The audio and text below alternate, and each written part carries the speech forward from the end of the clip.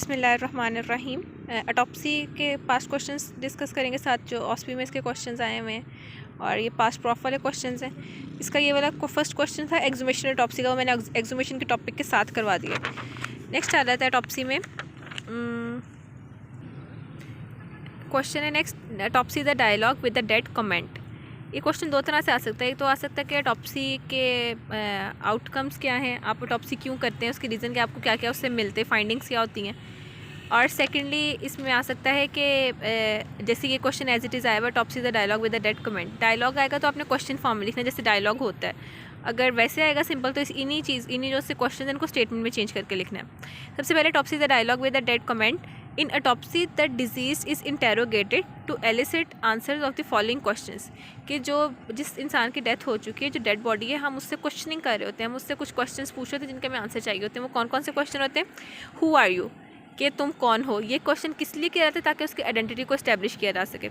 फिर आते हैं व्हेन वर यू हर्ट, तुम्हें कब मारा गया। व्हेन डिड यू बिकम इल, अगर वो या तो ऑन स्पॉट डेथ हो रहती है या फिर कुछ ऐसे कंडीशन होते हैं कि पहले चोट लगी है, हर्ट किया गया, उसके बाद वो बीमार हुआ और फिर उसकी डेथ हुई है, तो वो हमने टाइम सिंस डेथ इसको कह सकते हैं आप, कि when were you hurt, when did you become ill and when did you die.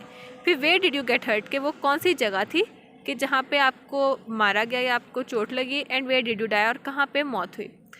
कि जैसे ऑटोप्सी और इन सारे चीज़ों में अक्सर रेफरेंस क्लास में भी जो था प्रेजेंटेशन में मैंने उसका रेफरेंस सीआईडी का इसलिए इसमें दिया था कि उसमें डिफरेंट ना, जब वो दिखा रहे होते हैं कि वो जो डॉक्टर सारों के हैं वो कर रहे हैं डेड बॉडी के ऑटोप्सी कर रहे हैं, तो वो कि बता रहे होते हैं कि अच्छा इसकी नेल्स में से ना हमें इस जगह की मट्टी मिली है, लेकिन इसकी डेड बॉडी मिली है सपोज़ किसी साहिल समुंदर पर, वहाँ की वो मट्टी नहीं है। तो वो इन चीज़ों से पता चल रहा था कि वो कहाँ जगह थी, कहाँ पे उसको मारा गया, और फिर उसको बाद में उन्होंने वो डेड बॉडी को उस जगह पे किसी और जगह ला के उन्होंने फेंक दिया।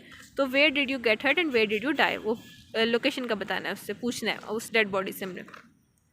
Did you die as the result of violence from natural cause और अ कम्बिनेशन ऑफ बोथ, कि या क्या आपको आपकी नेचुरल कॉज ऑफ डेथ थी या फिर किसी वायलेंस से किसी ने मारा, किसी ने जानबूझ के कोई वो तशद्दुद किया गया, कोई वायलेंस थी, होमिसाइडल या सुसाइडल कुछ हो सकता है, उसकी वजह से डेथ हुई, या फिर नेचुरली डेथ हुई है, या फिर दोनों का कम्बिनेशन था। इफ़ वायलेंस वाज कम्प्लीटली और partially responsible for your death. अब सेकंड आ रहा था कि अगर वो वायलेंस थी उसका क्वेश्चन में, तो उसमें अगर वो वायलेंस थी तो किस नेचर की थी, वो सुसाइडल थी, वो एक्सीडेंटल थी, या वो होमिसाइडल थी। अगर वो होमिसाइडल थी, ठीक है, तो अगर किसी ने आपको मारे, someone killed you, who did it, तो किसने मारा है। हम अब ट्रेस एविडेंस से हम कोशिश कर रहे होते हैं कि जो है कल्परेट है, जो एक्यूज जो कल्परेट है इसके अंदर किस केस में है, जिसने मारा है, उसको उस तक पहुंचने की कोशिश कर रहे थे। तो हम देखते थे कि उसके नेल्स के अंदर किसी की स्किन हो, या फिर उसकी बॉडी पे किसी और का ब्लड लगा हो, तो उसकी डीएनए करके डीएनए उसका चेक करके डीएनए फिंगरप्रिंटिंग वगैरह करके हम आइडेंटिटी इस्टेब्लिश करने की कोशिश कर रहे थे। तो हम उससे पूछते हैं if someone killed you, who did it, what was the crime, कि क्या जुर्म किया था, कैसे मारा गया, व्हेन वाज इट डन, कब वो हुआ, एंड वेयर, कि कहाँ वो क्राइम हुआ, हाउ वाज इट डन, किस तरह किया गया, एंड विद व्हाट मोटिव, किस इंटेंशन से मारा गया, who shared in the deed, कि कितने लोगों ने इस काम में लाइक वो इस दिनों से आपकी इंजरी थी उसमें कितने लोग इन्वॉल्व थे। तो ये वाले जो लास्ट वाला क्वेश्चन है इसमें तकरीबन ऊपर वाले सारे बाकी ना एक दफ़ा रिवाइज हो गए क्वेश्चंस। तो ये एक डायलॉग है, डायलॉग को क्वेश्चनिंग फॉर्म में लिखना है, और जिस तरह ये लिखा हुआ है कि क्वेश्चंस पूछने हैं और हर क्वेश्चन का एक है, मतलब बेसिकली टॉप से क्या फाइंड हो रहा है, हम काज ऑफ डेथ फाइंड कर रहे हैं, मोड ऑफ डेथ फाइंड कर रहे हैं, मैनर ऑफ डेथ फाइंड कर रहे हैं, कौन सा वेपन यूज़ हुआ है वो फाइंड कर रहे हैं। उसके बाद हम देख रहे हैं कि किसने मारा है, हम कोशिश ये कर रहे हैं हमने अपने मुजरिम तक पहुंचना है। तो हम हर वो ट्रेस एविडेंस कलेक्ट करते हैं जो हमें बताया कि किसने कौन रिस्पॉन्सिबल था इस वायलेंस के लिए। ये सारी चीज़ें हम ऑटोप्सी से फाइंड करते हैं। उसके बाद आता है नेक्स्ट क्वेश्चन, आर्टिफैक्ट, बहुत इंपॉर्टेंट है। आर्टिफैक्ट में क्या है कि आर्टिफैक्ट का सबसे पहले बताना डिफाइन कर आर्टिफैक्ट क्या है, फिर पोस्टमार्टम आर्टिफैक्ट्स को क्लासीफाई करना है, और फिर इसका फर्दर पार्ट था कि थेराप्यूटिक रिससिटेशन आर्टिफैक्ट्स क्या हैं उनको एक्सप्लेन करना है। सबसे पहले आर्टिफैक्ट क्या है। आर्टिफैक्ट दो वर्ड्स से मिलकर बना हुआ है, आर्टिफिशियल एंड प्रोडक्ट्स या फैक्ट्स। आर्टिफिशियल प्रोडक्ट्स या आर्टिफिशियल फैक्ट्स, इसका मुराद क्या है कि ये उन चेंजेस के लिए ये वर्ड यूज़ किया जाता है कि जो डेड बॉडी में आते हैं आफ्टर डेथ, मतलब उनका कोई भी लिंक नहीं होता डेथ से, उसकी वजह से नहीं कोई बंदा मरता, उसकी वजह से डेथ नहीं हुई होती, लेकिन ये ऑटोप्सी के दौरान या फिर जो टर्मिनल डाइंग पीरियड है, जब इंसान एंड पे वो क्या कहते हैं हालत निज़ाम में होता है कि वो मरने वाला है, तो इस तरह के उस टाइम में कोई ऐसी चीज़ जो कि आर्टिफिशियल प्रोडक्ट ऐड हो गए हैं जो बॉडी को देख के इंसान कोई जो बाद में ऑटोप्सी वो जो कोई बाद में लेटर ऑन देखे तो उसको लगे कि शायद ये ना ये कॉज ऑफ डेथ है, जो कॉज ऑफ डेथ को काइंड ऑफ क्लाउड करें या ऑब्स्ट्रक्ट करें तो ऑब्सक्योर कर दें, उस चीज़ को हम कहते हैं artefact. Artificial products is a term use for those changes which are brought in to the body after the death, not related to the cause of death. Cause of death से इसका कोई लिंक नहीं होता, but they misguide the doctor, they can misguide the doctor during autopsy regarding the cause of death, कि उसकी वजह से उसके क्या सिग्निफिकेंस, क्या आर्टिफैक्ट्स की, क्योंकि वो डॉक्टर को मिस गाइड कर सकते हैं regarding the cause of death. Next आ रहे थे postmortem artefacts and class. Postmortem artefacts उन्होंने पूछा हुआ था, उसकी क्लासिफिकेशन करनी है। तो पोस्टमार्टम आर्टिफैक्ट्स के मरने के बाद जो आर्टिफैक्ट्स आए हैं वो कौन कौन से हैं, कि एक तो टर्मिनल डाइंग पीरियड, ये पोस्टमार्टम से पहले के जो पीरियड है ना, कि टर्मिनल डाइंग पीरियड, अभी इंसान जब मर रहा था एंड पे उसका था, उस वक्त उसको या फिर उसको एक लग रहा है बज़ाहिर के उसकी डेथ होगी और उसके लाइक उसको ज़िंदगी में वापस लाने के लिए जैसे हम इसको रिससिटेशन करते हैं, CPR वगैरह देते हैं, तो उस प्रोसीजर में जो आर्टिफैक्ट्स ऐड हो रहते हैं वो आ रहते हैं टर्मिनल डाइंग पीरियड में। इसके आगे फर्दर दो टाइप्स हैं, एगोनल आर्टिफैक्ट्स और रिससिटेशन। एगोनल आर्टिफैक्ट्स क्या होते हैं कि जो भी फ्लूइड्स है ना, स्टमक के फ्लूइड्स, वो एयर पैसेज वे में आ जाएँ तो उसकी वजह से रीजेजिटेशन या एस्पायरेशन ऑफ गैस्ट्रिक कंटेंट्स हो जाए एयर पैसेज वे में, तो उसकी वजह से ये पोस्टमार्टम फाइंडिंग को ऑब्स्क्योर कर सकते हैं या फिर क्लाउड कर सकते हैं। अब इसका ना एक टेबल बहुत अच्छा बना हुआ है NRA पे। NRA में ना साथ उन्होंने ये बता के कि आर्टिफैक्ट क्या है और उसका बताया हुआ है कि उसको मिसगाइड कैसे ले सकते हैं, डॉक्टर्स को क्या समझ सकता है कि उसकी वजह से कि असल कॉज ऑफ डेथ वो किस चीज़ को क्या कॉज ऑफ डेथ समझता है in spite of reaching to the original cause of death. तो वो टेबल वहाँ से आप कर सकते हैं अच्छे से। पोस्टमार्टम आर्टिफैक्ट्स में एगोनल होगा, रिससिटेशन में तो इंजेक्शन मार्क्स होते हैं या फ्रैक्चर ऑफ रिब्स होता है, CPR करे थे तो रिब्स फ्रैक्चर हो रहती हैं, स्टर्नम फ्रैक्चर हो रहती है और हार्ट ब्रूज हो रहता है, और जितने इंटरकॉस्टल मसल्स वगैरह पे भी ब्रूजिंग वगैरह होगी। पोस्टमार्टम पीरियड में कौन कौन से आते हैं, मेनली पूछा हुआ है कि पोस्टमार्टम आर्टिफैक्ट कौन से हैं, वो सिचुएशनल है, हैंडलिंग है, डिकम्पोजिशन है, एनिमल बर्निंग वगैरह। सिचुएशनल आर्टिफैक्ट्स में क्या आता है कि सूडो ग्रूव ऑन द, अगर किसी ने टाइट कॉलर वाली शर्ट पहनी हुई किसी मेल ने, तो वो उसकी एक ग्रूव सा बन जाएगा जिससे ऐसा लगता है कि शायद ना वो स्ट्रेंगुलेशन का केस है। हैंडलिंग में क्या होगा कि सर्वाइकल स्पाइन का फ्रैक्चर हो सकता है या फिर रिगर मॉर्टिस ब्रेक हो जाता है, शोल्डर या हिप डिसलोकेशन हो सकती है जब डेड बॉडी को एक जगह से दूसरी जगह मूव कर रहे होते हैं, उसको हैंडल कर रहे होते हैं। डिकम्पोजिशन में क्या है कि विजराज और बॉडी ऑर्गन्स डिकम्पोज कर लेते हैं, डिस्कलोरेशन हो जाती है, हाइपोस्टेसिस वगैरह हो जाता है, तो और ना उसकी या फिर रिगर मॉर्टिस ऑफ हार्ट हो जाता है, तो उससे ऐसे लगता है कि शायद ये हाइपरट्रॉफी थी, वेंट्रिकुलर हाइपरट्रॉफी थी, या फिर हाइपोस्टेसिस से वो ब्रूजिंग की खदशा हो सकता है कि उनको ब्रूजिंग के लिए वो मिसगाइड कर सकते हैं कि नहीं ये हाइपोस्टेसिस नहीं, ये ब्रूज था। तो ये डिकम्पोजिशन आर्टिफैक्ट्स में आते हैं। एनिमल्स में क्या है कि निबलिंग हो रहती है, रैट या रोडेंट्स वगैरह, और ना फिश, क्रैब और रिपिंग अपार्ट बाय वल्चर्स के, ये जो से जानवर हैं वो बाद में ना उस डेड बॉडी को उसके लाइक उसको चीट फाड़ दें और उसकी डिकम्पोजिशन कर दें। बर्निंग में क्या है कि burning haematoma inside the skull, skull के अंदर कोई हीमाटोमा वो बर्न हो गया, बाहर टेम्परेचर ज़्यादा था तो बर्निंग की वजह से फैट ड्रॉपलेट्स पल्मोनरी वेसल्स में बन गया, या फिर heat rupture of the skin rupture हो गई बिकॉज ऑफ हीट। तो ये सारे के सारे पोस्टमार्टम आर्टिफैक्ट्स में, इसको अच्छे से याद करना है, ऐसी उसमें बहुत दफ़ा रिपीट हुआ है। उसके बाद ड्यूरिंग ऑटोप्सी में क्या कि फाल्टी टेक्निक्स हैं कि introduction of air bubble in blood vessels of brain and neck, जब वो आप ऑटोप्सी कर रहे हो उस दौरान ना अपने एयर बबल्स इंजेक्ट हो गए गलती से ब्लड वेसल्स में, ब्रेन और नेक की वेसल्स में, या फिर कोई जो फ्रैक्चर था ऑलरेडी उसको एक्सटेंड कर दिया, उसका मुआयना करते हुए और फाइंडिंग्स देखते हुए, या फिर क्यों न्यू फ्रैक्चर बन गया, जैसे यहाँ पे था ना ऊपर भी हमने कहा कि शोल्डर या हिप डिसलोकेट हो गए कि आप हैंडल जब कर रहे थे तब कोई मसला हो गया, या फिर किसी बोन की वो इंस्ट्रूमेंट की वजह से फ्रैक्चर हो गया। अब जो उन्होंने पूछा हुआ था कि थेरापेटिक रिससिटेशन आर्टिफैक्ट्स का बताना है हमने, तो रिससिटेशन आर्टिफैक्ट्स कौन कौन से होते हैं, इंजेक्शन मार्क्स हो सकते हैं, कार्डिक मसाज और पॉजिटिव प्रेशर ब्रीथिंग अपरेटस, ये वो सारे हैं जो बिल्कुल एंड पीरियड में जब कोई किसी की डेथ हो रही होती है या बज़ाहिर डेथ हो गई होती है, उसकी हार्ट बीट वगैरह स्टॉप हो गई है, तो हम उसको एक दफ़ा दोबारा ज़िंदगी में दोबारा लाने की कोशिश कर रहे होते हैं, तो उसमें ये सारे आर्टिफैक्ट्स हैं, रिससिटेट कर रहे होते हैं उसे हम। इंजेक्शन मार्क्स आते हैं सबसे पहले कार्डिक रीजन के अंदर इंट्राकार्डिक इंजेक्शन होता है, तो which is associated with bruising of heart and collection of blood in the pericardium, उसकी वजह से ना हार्ट ब्रूज हो रहता है और वो पेरिकार्डियम में ना ब्लड कलेक्ट हो रहता होता है। कार्डिक मसाज में रिब्स की फ्रैक्चर होता है, जैसे CPR भी कहते हैं आप, फैट्स या चेस्ट बोन और वो उनकी वो डिफिब्रिलेशन हो रहती है, बोन्स का फ्रैक्चर हो जाएगा।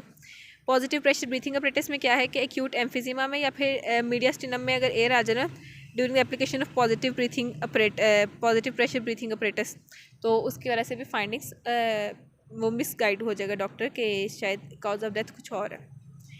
फिर एक क्वेश्चन है नेगेटिव ऑटोप्सी।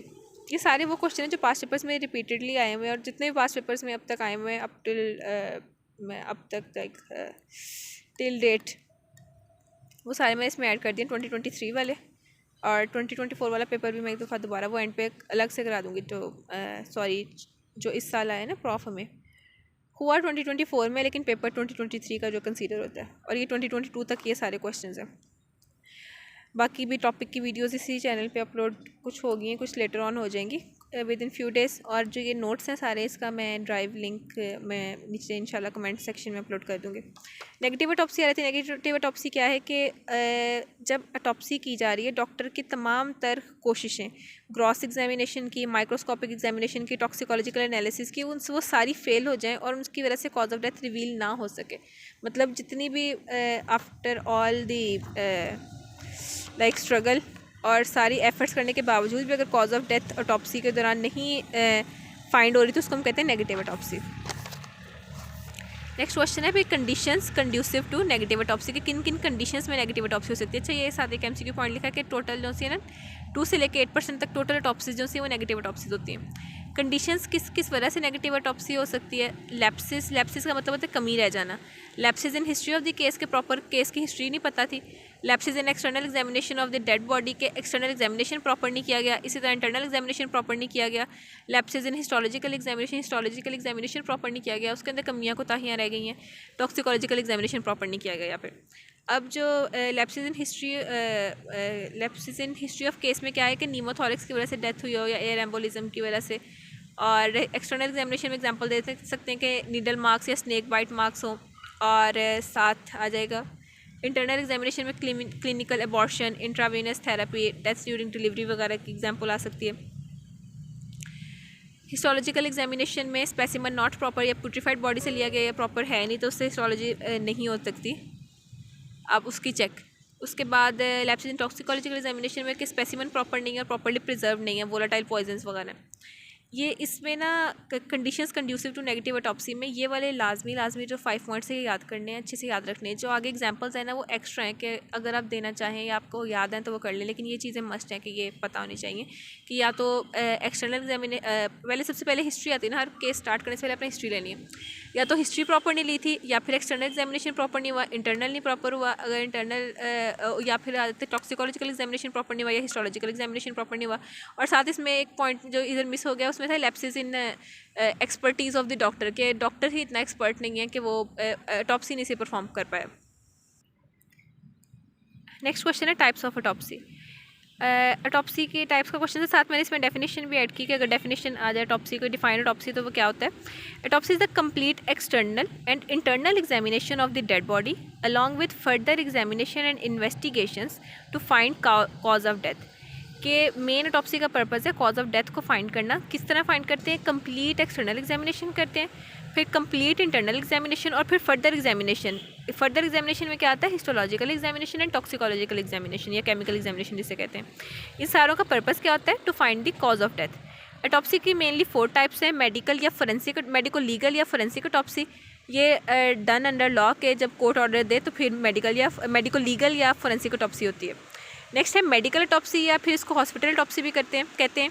कि हॉस्पिटल करता है ताकि ना वो कॉज ऑफ डेथ को फाइंड कर सके और ना कोर्स ऑफ डिजीज़ को, कि अपनी फर्दर ना जो सी आपकी हैं फैसिलिटीज़, मेडिकल फैसिलिटीज़ को इम्प्रूव करने के लिए वो देख रहा हॉस्पिटल अपने लेवल पे चेक कर रहा होता है कि कोई पर्सन जिसकी डेथ हुई है उसकी कॉज ऑफ डेथ क्या थी या उसके प्रोग्रेशन ऑफ डिजीज़ क्या था। उसके बाद नेक्स्ट आती है मिनी टॉप्सी। मिनी टॉप्सी का मतलब है कि जो ऑर्गन्स रिमूव हो गए ना टॉप्सी के दौरान, या बॉडी के जो विजराज वगैरह हैं वो उन सब की टॉप्सी करना, विजरास की या फिर ऑर्गन्स की, तो उसे कहते हैं मिनी टॉप्सी। साइकोलॉजिकल टॉप्सी क्या होती है कि जिस पर्सन की डेथ होगी है उसके फ्रेंड्स से, उसके रिलेटिव से उसके मुतालिक इन्फॉर्मेशन लेना और इन्फर करने की कोशिश करना, उससे वो नतीजा निकालने की कोशिश करना कि कॉज ऑफ डेथ क्या थी। जैसे सुसाइडल डेथ्स के केस में ये मोस्टली होती है।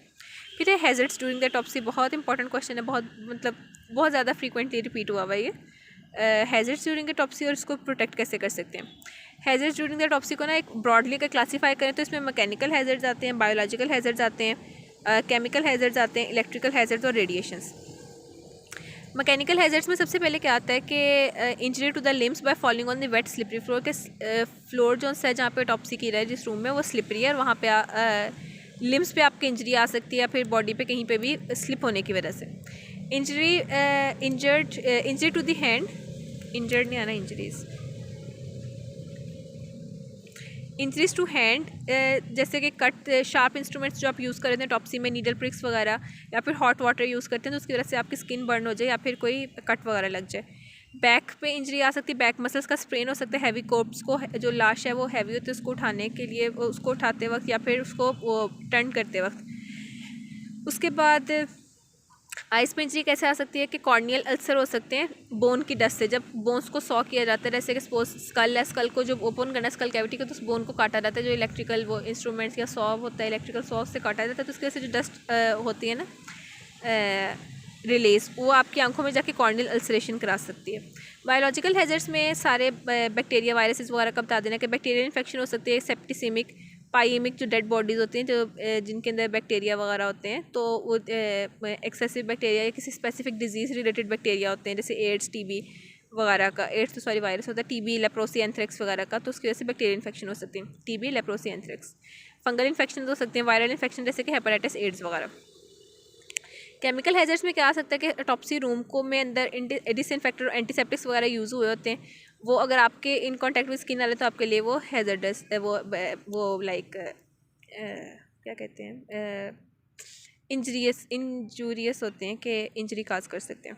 उसके बाद फिक्सेटिव्स, लाइव स्किन को केमिकल्स होते हैं जो आपकी लाइव स्किन को फिक्स कर सकते हैं। फिक्सेटिव्स वो अगर ना मोर देन 15 मिनट्स अगर इन कॉन्टैक्ट रहें तो आपकी स्किन को, जो लिविंग स्किन है उसको फिक्स कर देंगे, उसको डैमेज करते हैं, उसको डाई करा देते हैं, उसको लाइक उसकी डैमेज हो जाएगी स्किन। उसके बाद डॉक्टर के अगर वो इन कॉन्टैक्ट आ गए केमिकल्स वगैरह या फिक्सेटिव्स आ गए तो आपकी जो लिविंग टिश्यू है उसको डैमेज करा देगा। रेडिएशंस में इलेक्ट्रोमैग्नेटिक रेडिएशंस है, आयोनाइजिंग रेडिएशंस वगैरह हैं, वो रेडिएशन तो ख़तरनाक होती हैं, वो उसके हम प्रिवेंशन नीचे करना है कि कैसे इन चीज़ों को अवॉइड कर सकते हैं। तो ये सारे थे hazards depending upon the numbers के, कितने नंबर्स का क्वेश्चन है उसके अकॉर्डिंग आपने इसको शॉर्ट भी कर सकते हैं या फिर जैसे कि डिटेल में लिखा हुआ वैसे भी लिख सकते हैं। उसके बाद आता है how one can protect himself from a Topsy hazards, के टॉप्सी हैज़र्ड से डॉक्टर अपने आप को प्रिवेंट कैसे कर सकते हैं। सबसे पहले कुछ जनरल गाइडलाइंस है कि हेयर कवर पहनना है, गॉगल्स पहनने हैं, मास्क पहनने हैं, डबल ग्लव्स पहनने हैं, कोई भी काम जो है ना ग्लव्स उतारने के बाद ना टॉप्सी रूम में अपने किसी चीज़ को टच नहीं करना, कुछ नहीं करना, प्रॉपर्ली रूम को डिसइंफेक्ट किया होना चाहिए, और ना ये सारे जो से जनरल आगे के क्या क्या प्रोटेक्शन होनी चाहिए। फिर जैसे हमने ऊपर हेडिंग्स बनाई थी ना अलग अलग, मैकेनिकल हैज़र्ड्स हैं, बायोलॉजिकल हैं, तो उन सब के लिए अगर अलग से प्रोटेक्शन हो ना कि कैसे उनको प्रिवेंट किया जा सकता है हेडिंग वाइज। तो फिज़िकल सबसे पहले जो इन्फेक्शन हैं जो उससे हमने कहा था कि बायोलॉजिकल हैज़र्ड्स में, तो इन्फेक्शन से कैसे प्रिवेंट किया जा सकता है कि थिक ग्रेड रबर ग्लव्स पहनने और ग्लव्स भी डबल पहनने, क्लॉथिंग प्रॉपर हो और इम्यूनाइजेशन हो, पहले वैक्सीनेशन वगैरह हुई हो। फिजिकल इंजरी से यानी मैकेनिकल इंजरी से कैसे प्रिवेंट कर सकते हैं, रबर ग्लव्स पहनने हो, ड्राई फ्लोर हो, रबर बूट्स हो सोल्स के साथ, और हाइड्रोलिक ट्रॉलीज यूज़ किए। हाइड्रोलिक ट्रॉलीज ना शायद पिक्चर वगैरह आपने देखी हो कभी नेट पे, ये जो चीज़ें सामान वगैरह शिफ्ट करने के लिए ना एक जगह से दूसरी जगह रूम में, उसके नीचे टायर्स लगे होते हैं तो आपको हैवी चीज़ को खुद उठानी नहीं पड़ती, तो वो हाइड्रोलिक ट्रॉलीज यूज़ हो जाएंगे। उसके बाद इलेक्ट्रिकल इंजरी से कैसे प्रिवेंट कर सकते हैं कि एनवायरनमेंट को ड्राई रखें, और जो वॉर्न आउट वायर्स हैं, जो तारें नंगी हुई हैं जिनके वो करंट निकलने का खदशा है, उनको रिप्लेस करना है, इलेक्ट्रिकल सॉकेट्स को कवर करना है। रेडिएशन से कैसे प्रिवेंट कर सकते हैं अपने आप को डॉक्टर के, ओवर एक्सपोजर से खुद ब खुद आप अपने ओवर एक्सपोजर से अपने आप को प्रिवेंट करें, अवॉइड करें, और प्रोटेक्टिव क्लॉथिंग पहने यूवी लाइट के लिए, गॉगल्स और प्रोटेक्टिव क्लॉथिंग, और प्रोटेक्टिव लेड स्क्रीन्स वगैरह यूज़ करें। ये सारे थे हैज़र्ड्स और उनको कैसे प्रिवेंट करने। बहुत इंपॉर्टेंट क्वेश्चन है, बहुत दफ़ा रिपीट हुआ है, बार बार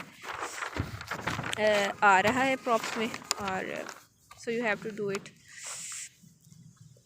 आप इसको वैसे मैंने काफ़ी ज़्यादा डिटेल में बताया, इसके पॉइंट्स छोटे करके भी लिख सकते हैं। मैंने इसलिए बताया था कि अगर फोरेंसिक में और बीएस में मेनली ये होता है कि क्वेश्चन का लेंथ अच्छी होनी चाहिए, कि टाइम भी काफ़ी होता है पेपर में, तो एक प्रॉपर लेंथ क्वेश्चन मैंने लिखने की कोशिश की थी। तो आप अगर इसको शॉर्ट करना चाहते हैं तो पेपर में शॉर्ट करके भी लिख सकते हैं, और वाइवा वगैरह के लिए भी बहुत इंपॉर्टेंट टॉपिक है वो। उसके बाद है what is meant by agonal artifacts. Agonal artifacts मैंने पहले बताया, डिटेल एक बार दोबारा बता रही हूँ कि एगोनल आर्टिफैक्ट्स हैं कि पोस्टमार्टम आर्टिफैक्ट्स जो कि इंट्रोड्यूस होते हैं ड्यूरिंग टर्मिनल डाइंग प्रोसेस। दो तरह के थे, एक एगोनल थे और एक रिससिटेशन थे। तो एगोनल में क्या होता है कि रीजर्जिटेशन या एस्पिरेशन ऑफ फ्लूइड्स हो जाती है स्टमक से रेस्पिरेटरी ट्रैक्ट में, जो फ्लूइड्स हैं वो एस्पायर हो जाते हैं और उसकी वजह से ऐसे लगता है बज़ाहिर के जो से इस पर्सन की डेथ है वो चोकिंग की वजह से हुई है। जब ऑटोप्सी किया था डॉक्टर को लगता है कि चोकिंग की वजह से डेथ हुई है, हालांकि वो चोकिंग नहीं होती बल्कि एस्पायरेशन या रिजर्जिटेशन होती है फ्लूइड की स्टमक से रेस्पिरेटरी ट्रैक्ट में। किस वजह से हुई होती है, टर्मिनल डाइंग पीरियड में हुई हुई थी वो वाली, तो उसको वो मिसलीड कर लेगा एज चोकिंग। ऑब्जेक्टिव्स क्या हैं फोरेंसिक ऑटोप्सी के और मेडिकल या हॉस्पिटल ऑटोप्सी के? फोरेंसिक ऑटोप्सी को मेडिकल लीगल ऑटोप्सी भी कहते हैं। अच्छा, पहले मैं ये क्वेश्चन कराती हूँ कि डिफरेंस क्या है मेडिकल और medical legal autopsy. Medical autopsy क्या होती है कि हॉस्पिटल में की जाती है और हॉस्पिटल के पैथोलॉजिस्ट करते हैं, और जो मेडिकल लीगल ऑटोप्सी है ये ऑथराइज्ड मेडिकल पर्सन करता है और ये फोरेंसिक डिपार्टमेंट ने करनी होती है। जो मेडिकल लीगल ऑटोप्सी है वो अंडर द लॉ होगी और कोर्ट इसके परमिशन देती है, तो इनफैक्ट कोर्ट इसको ऑर्डर देती है कि मेडिकल लीगल ऑटोप्सी इस पर्सन की करनी है, इस डेड बॉडी की करनी है, सॉरी। मेडिकल ऑटोप्सी क्या होती है, ये इसकी परमिशन रिलेटिव्स ने देनी है और ऑब्जेक्टिव्स होते हैं कि ऑब्जेक्टिव्स मैं दोनों के बताती हूँ। ये दोनों का पता चल गया, ये हॉस्पिटल पैथोलॉजिस्ट ने करनी है, ये ऑथराइज्ड मेडिकल पर्सन ने करनी है। ये वाली हॉस्पिटल में होगी, ये फोरेंसिक डिपार्टमेंट में होगी, इसकी परमिशन रिलेटिव्स ने देती है और इसकी जो सी परमिशन है वो स्टेट देती है और कोर्ट की तरफ से ऑर्डर्स होते हैं, तो मेडिकल लीगल ऑटोप्सी होती है। ऑब्जेक्टिव्स की बात करें अगर मेडिकल ऑटोप्सी के ऑब्जेक्टिव्स हैं कि इफेक्टिवनेस ऑफ ड्रग थेरेपी, के कोई ड्रग जो दी गई है पेशेंट को उसको कितनी उसकी इफेक्टिवनेस है, तो ड्रग थेरेपी की इफेक्टिवनेस को चेक करना है, या फिर और कॉज ऑफ डेथ को, कोर्स ऑफ डिजीज़ को फाइंड करने के लिए ये यूज़ होती है। इसके ऑब्जेक्टिव्स ये हैं। फोरेंसिक ऑटोप्सी का ऑब्जेक्टिव क्या है कि डायग्नोसिस इस्टेब्लिश करना है कि कॉज ऑफ डेथ क्या थी, मोड ऑफ डेथ क्या था, डेड बॉडी की आइडेंटिफिकेशन करनी है, ये पॉइंट पहले आएगा, डेड बॉडी की आइडेंटिफिकेशन, फिर mode, cause, manner, mode of death, फिर सर्कमस्टांसिस ऑफ डेथ के क्या सर्कमस्टांसिस है जिनमें उसकी डेथ हुई है, क्या वजूहात थी, और फिर टाइम सिंस डेथ के कितना टाइम गुजर चुका है, कौन सा वेपन यूज़ हुआ। अच्छा, ये जो सारे मैं बता रही हूँ ना ये वैसे भी ओवरऑल ऑटोप्सी के ऑब्जेक्टिव्स हो तो फिर वो भी यही, उसमें भी यही लिखने के वेपन कौन सा यूज़ हुआ, टाइम सिंस डेथ क्या है, cause, manner, mode of death क्या है, और स्पेसिमेंस लेने होते हैं, एविडेंस को की कलेक्शन करनी है, और वायबिलिटी इन इन्फेंट्स के लाइव बॉर्न है या स्टिल बॉर्न है, और ये सारा कुछ के इससे ताकि हम वो क्राइम जो है क्रिमिनल उस तक पहुँच सकें, तो ये सारे ऑटोप्सी हो गए। उसके बाद है contents in 4 bottles of the routine specimen. ये क्वेश्चन बहुत इंपॉर्टेंट है, नॉट ओनली फॉर एससीक्यूज, जब बल्कि जो ऑस्पी आ रही है ना, ऑस्पी में भी ये बार बार रिपीट हुआ हुआ यही वाला सेम क्वेश्चन, ऑब्जर्व स्टेशन में भी आ रहा था, अनऑब्जर्व में भी, ये दोनों में आ सकता है क्वेश्चन। तो जो स्पेसिमन्स लेने होते हैं कॉन्टेंट्स 4 बॉटल्स में, वो बॉटल 1, 2, 3, 4 और साथ मैंने 5 और 6 भी बता दिया इसमें। बॉटल नंबर 1 में होता है स्टमक और इसके कंटेंट्स। इसको लेने का तरीका क्या होता है कि स्टमक लेते हैं, उसको दोनों एंड से ना लाइगेट कर देते हैं और फिर ना उसको लेसर कर्वेचर से कट करेंगे, उसके जो कंटेंट्स उसको बॉटल नंबर 1 में पोर कर देंगे कंटेंट्स को, और साथ स्टमक और जो कंटेंट्स हैं वो दोनों हम लोग लेंगे। उसके बाद बॉटल नंबर 2 में आता है बेसिकली लिवर, स्प्लीन और किडनी। 60 आउंसेस लिवर का लेना है और preferably right lobe of liver लेना है, राइट लोब में साथ गॉल ब्लैडर होगा तो राइट लोब ऑफ लिवर लेना है। उसके बाद हाफ स्प्लीन लेनी है और एक किडनी लेनी है। बच्चों में अगर छोटे बच्चे हैं तो दोनों किडनीस लेंगे। बॉटल नंबर 3 में क्या होता है स्मॉल इंटेस्टाइन और इसके कंटेंट्स होते हैं। Take 3 feet of small intestine, preferably upper portion of small intestine से 3 फीट स्मॉल इंटेस्टाइन का लेना है, उसको भी दोनों एंड से लाइगेट करना है बॉटल 3 में। बॉटल 4 में जो प्रिजर्वेटिव्स यूज़ किए हैं सब के लिए वो रखेंगे उसका सैंपल। बॉटल नंबर 5 में ना 100 से 200 ml तक यूरिन होता है, अगर इतना मिलता है तो ठीक है, अगर नहीं तो जितना भी यूरिन अवेलेबल है वो सारा बॉटल नंबर 5 में आएगा। और जो सी है 6th नंबर पे वो ना सिरिंज होती है एम्प्यूल, जिसमें हमने ब्लड का सैंपल लेना होता है 5 से 10 ml। फिर है steps of autopsy. Pre examination formalities इसके अंदर होती हैं। फिर पर्सनल आइडेंटिटी को स्टैब्लिश करना है, फिजिकल एग्जामिनेशन क्लॉथ्स का करना है, physical examination of the body करनी है, फिर क्लिनिकल इन्वेस्टिगेशन करनी है, स्पेसिमेंट्स को कलेक्ट करना है, ओपिनियन फॉर्मुलेट करना है और डॉक्यूमेंटेशन और सर्टिफिकेशन।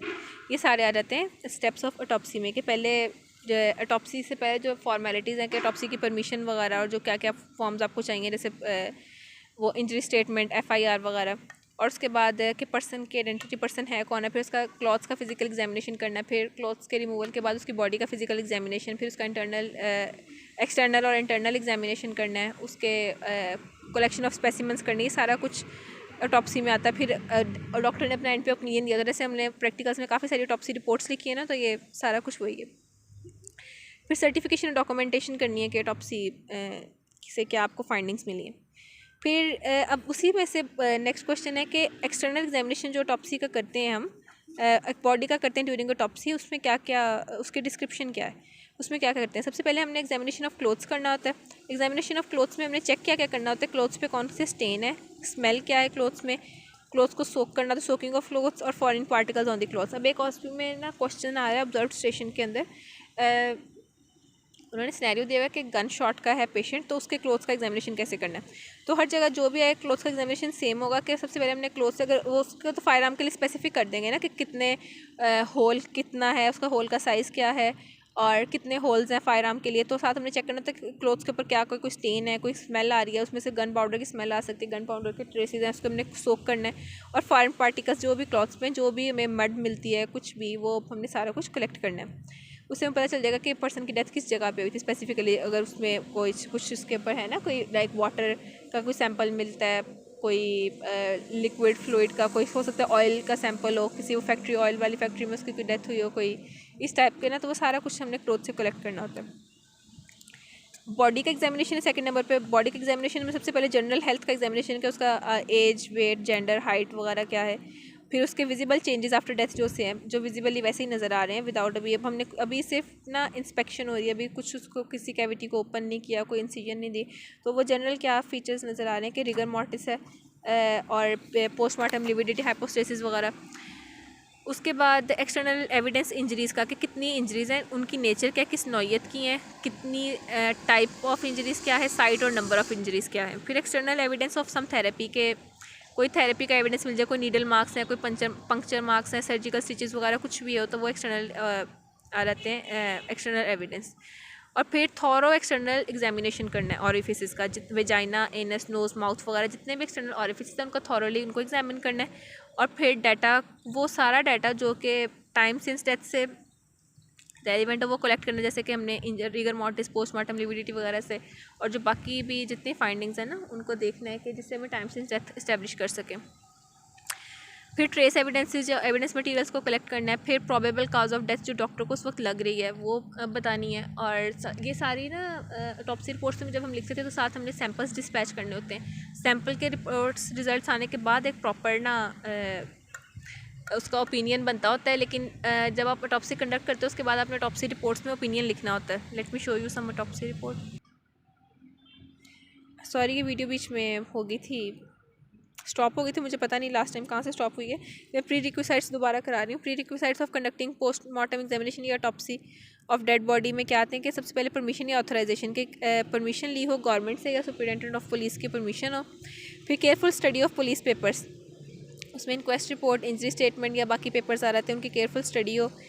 क्राइम सीन की इंस्पेक्शन हो और आइडेंटिफिकेशन ऑफ डेड बॉडी के ये वाले जो ऊपर वाले स्टेप्स हैं ना ये बेसिकली आते हैं प्री रिक्विसाइट्स के अंदर मेनली। जो बाकी है सारे ऑटोप्सी के स्टेप्स हैं कि identification of dead body, examination of clothes के पहले बता दिया सारा कुछ। डेड बॉडी का एग्जामिनेशन, जो डेड बॉडी से चीज़ें रिकवर हो रही हैं वो देखनी होती हैं। और डेड बॉडी को बाद में एक अच्छी हालत में रिकन्स्ट्रक्ट करना है, उसको स्टिच बैक करना है, फिर उसको हैंडल ओवर करना है टू दी हैंड ओवर करना है बॉडी को, रिपोर्ट को जो से भी अगर पुलिस ने करवाई तो पुलिस को हैंड ओवर करना है बॉडी को, और अगर वो थी उसके लवाहिकीन ने कराई है तो फैमिली मेम्बर्स को बैक करनी है, वो लाइक हैंड ओवर करनी है बॉडी। अच्छा मैं दिखा रही हूँ एक दफ़ा कि जो हमने ऑथराइजेशन है ना तो उसमें इंजरी स्टेटमेंट है, ये स्पेसिमन है इंजरी स्टेटमेंट का जो ऑटोप्सी में होता है, और ये साथ है इंक्वेस्ट रिपोर्ट, ये जो प्री रिक्विसाइट्स ऑटोप्सी के लिए चाहिए होते हैं, ठीक है। और साथ एफआईआर, तो आगे बेसिकली इंजरी स्टेटमेंट, एफआईआर और इंक्वेस्ट रिपोर्ट, ये सारी चीज़ें प्री रिक्विसाइट्स हैं फॉर दी ऑटोप्सी। इसका यहाँ पे भी बहुत अच्छा आंसर लिखा हुआ है कि प्री ऑटोप्सी रिक्विसाइट्स क्या हैं। प्री हॉस्पिटल ऑटोप्सी अगर डेथ है तो उसमें इंजरी स्टेटमेंट, ऑथराइजेशन या इंजरी स्टेटमेंट, इंक्वेस्ट रिपोर्ट और एफआईआर। अगर हॉस्पिटल में डेथ हुई है तो ये था कि हॉस्पिटल आने से पहले डेथ हुई है, प्री हॉस्पिटल डेथ, इसमें हॉस्पिटल के अंदर डेथ हुई तो injury statement, inquest report, FIR, तीनों वही चीज़ें हैं। उसके बाद medico legal certificate, death certificate और जो ट्रीटमेंट या हॉस्पिटल के जो नोट्स हैं ना, जो भी उसके डॉक्टर के थे वो पेशेंट के थे से पेशेंट की हर पेशेंट की फाइल होती है ना, वो सारा कुछ। तो ये मेन है कि injury statement, inquest report, FIR हर केस में, और अगर हॉस्पिटल में डेथ हुई तो उसके लिए मेडिको लीगल सर्टिफिकेट और डेथ सर्टिफिकेट वगैरह आ जाएगा। थोड़े से क्वेश्चंस रह गए हैं बस। So it's the last page. अब है how internal examination is done during the autopsy. Separate question मैंने करवाया था कि एक्सटर्नल एग्जामिनेशन कैसे होता है। अब इंटरनल एग्जामिनेशन कैसे करना है कि इंटरनल एग्जामिनेशन करने के लिए बॉडी को सबसे पहले ओपन करेंगे सूटेबल इंसिजन से, फिर सारी बॉडी कैविटीज़ को ओपन करना है, थॉरैक्स को, एब्डोमेन को, ब्रेन को, और वहाँ से हमने evidence of internal injuries collect करना है और थेरेपी का कोई भी एविडेंस है वो देखना है, सिस्टमिक रिव्यू करना है, और जो इंजरीज़ वगैरह या ऑर्गन्स का कलर, कंसिस्टेंसी, उनकी शेप वगैरह वो सब कुछ देखना है। अगर do examination of thoracoabdominal viscera, जितने भी विजराज हैं उनका एग्जामिनेशन करना है और उनसे कलेक्शन ऑफ स्पेसिमन करनी है। जो 4 बॉटल्स बताई हैं ना उसमें वो भी यहाँ पे लिखनी है साथ इसी डिटेल में, वो मैंने पहले लिख दी इसलिए दोबारा रिपीट नहीं की। और फिर उन एग्जामिनेशन वो जो सैम्पलिंग कलेक्ट होगी उनने उसको मैंने पैथोलॉजिस्ट को सेंड करना है और लेबल करके प्रॉपर। लेबल कैसे करना है ये नेक्स्ट क्वेश्चन है, और ये वाला क्वेश्चन भी आया हुआ है उसके अंदर ऑस्पी में कि लेबल कैसे करना है स्पेसिमन्स को। कि सबसे पहले जो भी स्पेसिमन कलेक्ट हुए टॉप्सी में उनको हमने उनमें प्रिजर्वेटिव ऐड करना है, उनको पैक करना है, पैक करके सील करना है, फिर लेबल करना और डिस्पैच कर देना है। सबसे पहले प्रिजर्वेटिव ऐड किया, पैक किया, सील किया, लेबल किया और फिर उसको हमने डिस्पैच कर दिया। लेबल क्या क्या करना है, लेबल में क्या क्या होता है, हर जो स्पेसिमन है, हर बॉटल है, जो सी 1 2 3 4 बॉटल्स हैं, उनके ऊपर पोस्टमार्टम नंबर सब पे होगा, डेट और टाइम ऑफ पोस्टमार्टम एग्जामिनेशन होगा, डेड बॉडी का नेम होगा, डॉक्टर के सिग्नेचर होंगे और पुलिस स्टेशन का नंबर होगा। फिर है व्हाट आर प्रिजर्वेटिव्स यूज़, ये भी ऑस्पी में क्वेश्चन आया हुआ है कि प्रिजर्वेशन ऑफ ऑटोप्सी स्पेसिमेंस के लिए कौन कौन से प्रिजर्वेटिव्स यूज़ होते हैं। पास्ट पेपर क्वेश्चन भी है और अब ये अभी आजकल ऑस्पी जो है उसमें भी आया था। Saturated solution of common salts use करेंगे। कॉमन सॉल्ट जैसे NaCl का सैचुरेटेड सोल्यूशन है, ये सारी पॉइजनिंग के केसेस में यूज़ होता है और एसिड्स में से सिर्फ और सिर्फ कार्बोलिक एसिड पॉइजनिंग अगर है तो उसके केस में यूज़ होता है। रेक्टिफाइड स्पिरिट यानी 99% इथाइल अल्कोहल या मिथाइलेटेड स्पिरिट 90% इथाइल अल्कोहल होती है, उसमें 10% मेथनॉल होती है, उसको यूज़ करते हैं। सस्पेक्टेड एसिड पॉइजनिंग, सारे एसिड पॉइजनिंग में यूज़ कर सकते हैं एक्सेप्ट फॉर, इनमें नहीं यूज़ करते, carbolic acid, acetic acid, phenol, alcohol, paraldehyde और phosphorus. 10% formalin histopathological examination of tissues के लिए यूज़ करते हैं। ये भी एक मिनट, ये वाला ना आया था क्वेश्चन उसके अंदर ऑब्जर्व स्टेशन में कि कौन से स्पेसिमन्स को रूटीनली हमने सेंड करना है केमिकल एग्जामिनेशन के लिए, तो उसमें 4 बॉटल्स वाले स्पेसिमन सबसे पहले आ जाएंगे, स्टमक वाला, लिवर, स्प्लीन, किडनी और ब्लड भी मैंने बताया था उसमें यूरिन, तो ये वो सारे स्पेसिमन आ जाएंगे। हेयर साथ एक एक्स्ट्रा ऐड हुआ हुआ है। उसके अलावा जो हिस्टोपैथोलॉजी के लिए है ना,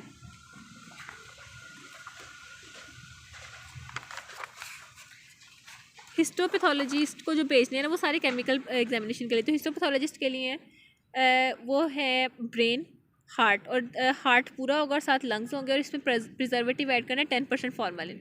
इधर ये बताने का पर्पज़ ये है कि मैं रेफरेंस देना चाह रही थी कि यहाँ पे जो लिखा हुआ है ना कि 10% फॉर्मलिन है वो हिस्टोपैथोलॉजिकल एग्जामिनेशन ऑफ टिश्यूज़ के लिए, यानी उसमें ब्रेन, हार्ट और पूरा बॉटल नंबर 1 में ब्रेन होगा, बॉटल नंबर 2 में हार्ट होगा पूरा और साथ लंग्स, ब्रेन, हार्ट और लंग्स जो वाइटल ऑर्गन्स हैं वो भेज रहे हैं हम हिस्टोपैथोलॉजी के लिए।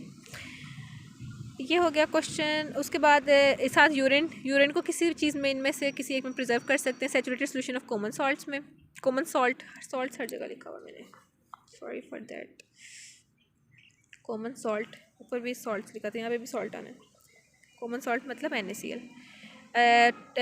150 से 200 ml, जैसे मैंने बताया था कि बॉटल नंबर 5 में ये लेना होता है। रेक्टिफाइड स्पिरिट 150 से 200 ml में इसको प्रिजर्व कर सकते हैं। ये इतना सैंपल हमने लिया यूरिन का, इसको रेक्टिफाइड स्पिरिट में इतने में प्रिजर्व कर सकते हैं, या थाइमोल के 5 ग्रेन्स में, या फिर कंसनट्रेटेड HCl में और साथ सोडियम बेंजोएट। इनकी क्वांटिटी याद रहती है तो ठीक है, नहीं तो बस इनके नाम के थाइमोल है, कंसनट्रेटेड HCl है, सोडियम बेंजोएट है या रेक्टिफाइड स्पिरिट है। फिर लास्ट क्वेश्चन है कि प्राइमरी टॉप्सी इंसिजन कौन कौन सी होती हैं, और ये इस दफ़ा भी हमें प्रॉफ में आए 2023 के प्रॉफ में कि ओपनिंग के लिए थोरेसिक और एब्डोमिनल कैविटीज़ और नेक के लिए कौन सी प्राइमरी और इंसिजन है। प्राइमरी इंसिजन में सबसे पहले आई शेप्ड है, वी शेप्ड है, वाई शेप्ड है, मॉडिफाइड वाई शेप्ड है। आई शेप में एक स्ट्रेट इंसिजन होती है थायराइड कार्टिलेज से प्यूबिक सिम्फसिस तक, मतलब आपके ऊपर नेक से स्टार्ट होकर प्यूबिक सिम्फसिस तक स्ट्रेट लाइन जाती है। ये सिंपल और कन्वीनियंट है और अम्ब्लाइकस को अवॉइड करते हैं। ये बहुत इंपॉर्टेंट पॉइंट है, MCQ पॉइंट भी, SCQ पॉइंट भी, कि अम्ब्लाइकस को अवॉइड करना क्यों करना होता है, क्योंकि एक तो इसको डिफ़िकल्ट होता है स्टिच बैक करना और दूसरा इसको कंटेमिनेशन का ख़तरा होता है। तो कंटेमिनेशन को अवॉइड करने के लिए और जो से ये एफर्ट है कि उसको स्टिच बैक मुश्किल होता है करना, तो वो उसको अवॉइड करने के लिए हम इसको नहीं इंसाइज करते। किसी भी इंसिजन में अम्ब्लाइकस को इंसाइज नहीं करना। वी शेप्ड इंसिजन में क्या होता है कि दोनों साइड के मेस्टॉइड प्रोसेस यानी कान के नीचे से जो पीछे मेस्टॉइड प्रोसेस है वहाँ से हम स्टार्ट करते हुए आते हैं मैन्यूब्रम स्टर्नाई। स्टर्नम के ऊपर इसके मैं डायग्राम अभी मेरी फ़ोन की बैटरी काफ़ी लो है तो मैं इसी में वीडियो कंप्लीट करना चाह रही हूँ, इसलिए मैं डायग्रामेटिकली एक्सप्लेन नहीं कर रही। आई होप वैसे समझ आ रही है कि दोनों साइड से मेस्टॉइड प्रोसेस को स्टर्नम के ऊपर जो से है मैन्यूब्रम स्टर्नाई के ना सेंटर पे वहाँ पे जाके ज्वाइन करना है। ये एस्फिक्सियल डेथ्स में जहाँ पे मतलब हमने नेक का एग्जामिनेशन करना हो तो वहाँ पे हम वी शेप्ड इंसिजन करने हैं। वाई शेप्ड इंसिजन क्या है, वी शेप्ड इंसिजन ही है, उसको नीचे अब एक्सटेंड कर देना है। वी कहाँ थी, मैन्यूब्रम स्टर्नाई के सेंटर तक था ना, तो इसको यहाँ से लेके वाई नीचे ना क्यूबिक सिम्फसिस तक आई शेप्ड इंसिजन बना दें तो ये बन जाएगी वाई। मतलब ऊपर ऐसे बना था ना वी, अब नीचे स्ट्रेट एक्सटेंड करें तो ये Y shaped incision. Modified Y shaped incision क्या है कि शोल्डर इंसिजन भी इसको बोलते हैं, मॉडिफाइड वाई शेप्ड इंसिजन भी बोलते हैं। ये स्पेशली ना फीमेल्स के अंदर होती है, इसलिए करते हैं ताकि चेस्ट की स्किन को जो सी वो ब्रेस्ट की स्किन है उसको प्रिवेंट किया जा सकता है, उसको इंसाइज ना करें। तो इसमें क्या करते हैं कि दोनों साइड से ना शोल्डर टिप यानी जो एक्रोमियन है एंड क्लेविकल का जो वो थोड़ा एक्रोमियल एंड है ना वहाँ से स्टार्ट करेंगे और वहाँ से फिर इंटीरियर एक्सिलरी फोल्ड से करते हुए बिलो द निप्पल दोनों लाइंस को ना स्ट्रेट मीट करेंगी एट दी सबसे पहले यहाँ पे वो लिखना भूल गए, ज़ीफी स्टर्नम पे आके मीट करेंगे ज़ीफर्ड प्रोसेस पे और फिर वहाँ से स्ट्रेट नीचे डाउनवर्ड टुवर्ड्स द प्यूबिक सिम्फसिस। तो ये हो जाएगी मॉडिफाइड वाई शेप्ड इंसिजन। मैं अगर थोड़ा सा इसको ड्रॉ करने की कोशिश करूँ तो ये सपोज एक पर्सन था,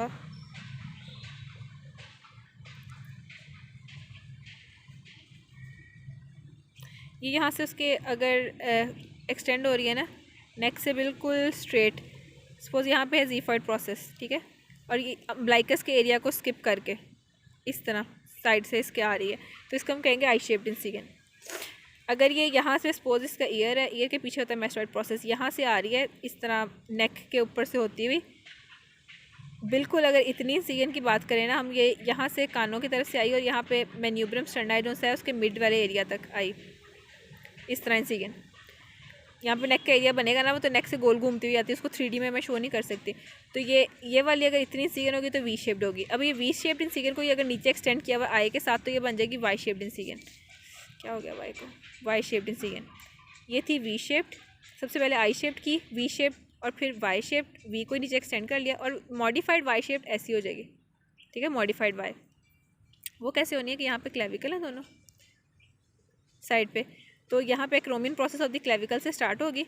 ये है एक्जिला का जो एरिया है ना, सपोज इसका बाजू है, ठीक है। तो यहाँ से स्टार्ट हुई एक्सिलरी फोल्ड से होते हुए ये ब्रेस्ट एरिया, तो ये बिलो द ब्रेस्ट यहाँ पे आई ज़ीफर्ड प्रोसेस पे, सॉरी सपोज यहाँ पे मैं स्टर्नम अगर बड़ी करके बनाऊँ, अब अम्ब्लाइकस को नीचे ले जाते हैं, ठीक है। अम्ब्लाइकस यहाँ पे है और यहाँ पे है प्यूबिक सिम्फसिस है और ये अम्ब्लाइकस को इधर लेंगे, ये अम्ब्लाइकस का पॉइंट है, ठीक है। तो यहाँ से क्रोमियन प्रोसेस स्टार्ट हुई, एंटीरियर एक्सिलरी फोल्ड से आते हुए बिलो दी ब्रेस्ट गई और जाके ज़ीफर्ड प्रोसेस जो सा है ना स्टर्नम का, वहाँ से मैच हुई दोनों साइड की लाइंस और फिर नीचे स्ट्रेट उसने ट्रैवल किया अम्ब्लाइकस को छोड़ते हुए, तो ये बन गई है मॉडिफाइड वाई शेप्ड। काफ़ी ख़राब होगी डायग्राम में, मैं न्यू बनाती हूँ। सपोज़ ये एक फ़ीमेल बॉडी है, फीमेल में होती है ना मॉडिफाइड वाई शेप्ड इंसिजन, तो इसमें एक्रोमियन प्रोसेस स्टार्ट होगी, फिर ये एक्सिलरी फोल्ड, ये एक्सिला का पोर्शन है तो एक्सिलरी फोल्ड से होती हुई बिलो दी ब्रेस्ट या बिलो दी चेस्ट स्किन यहाँ से आएगी और यहाँ से भी इस तरह आएगी और ये ज़ीफर्ड प्रोसेस जो है ना स्टर्नम का, वहाँ पे मैच होंगी दोनों साइड की लाइंस। उसके बाद इसने स्ट्रेट ट्रैवल करना डाउनवर्ड, ये अम्ब्लाइकस को छोड़ते हुए ये प्यूबिक सिम्फसिस शो किया, तो ये प्यूबिक सिम्फसिस पे आके मैच हो जाएगी, तो ये बन जाएगी modified Y shaped incision. So that was all about autopsies के सारे 5 क्वेश्चन जो इसमें से आया हुआ ऑस्पी में क्वेश्चन वो भी कवर हो गए हैं और अल्हम्दुलिल्लाह, और मोस्टली जो वाइवा क्वेश्चन है ना वो भी यही पूछे जाते हैं इसमें से।